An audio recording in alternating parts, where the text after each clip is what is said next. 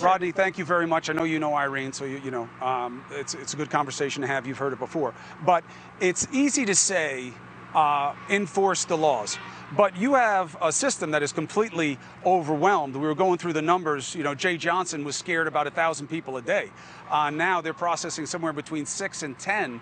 What do you want people to know about whether or not what's behind us or not behind us right now is proof of progress and what the real problem is?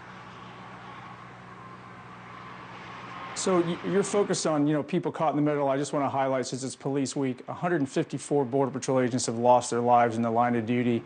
They signed up to protect America. They didn't sign up to do immigration processing. And that's the same thing that's going on out there now. So what's going on today that doesn't have to take place is that we have given the cartels complete and total control of our border. I really appreciate you highlighting the unknown. That's a big, big issue. The cartel uses these massive numbers of illegal immigrants coming up to the border, or they're migrants until they get to the U.S. border. Then it does become illegal immigrant, illegal alien when they come north. But the thing is, they're using that to basically overwhelm Border Patrol every single day so they can bring other more nefarious threats into this country, whether it be the fentanyl, the heroin, cocaine, or just people willing to pay more to avoid law enforcement. It doesn't matter if you see the crowds behind you or not, or if it's 10,000 or 5,000. As long as the cartel can wipe out whatever law enforcement is on the border that day with this massive humanity, everybody suffers. The aliens suffer, the migrants suffer on their trip up, like you talked about the train, but just the horrendous conditions they live in and the lies that they're being told when they get here. But more important than what the cartels are saying right now is what this administration is saying.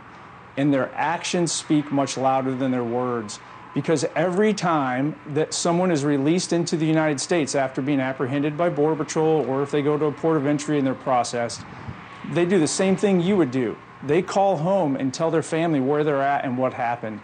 And then that message spreads that they're now released and they get to travel freely around the United States anywhere they want to go.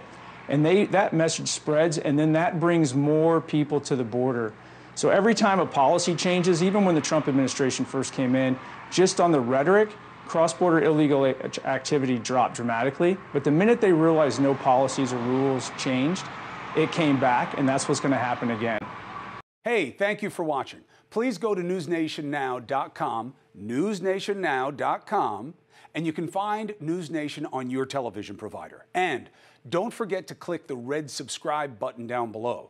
Then you will get more of NewsNation's fact-driven coverage.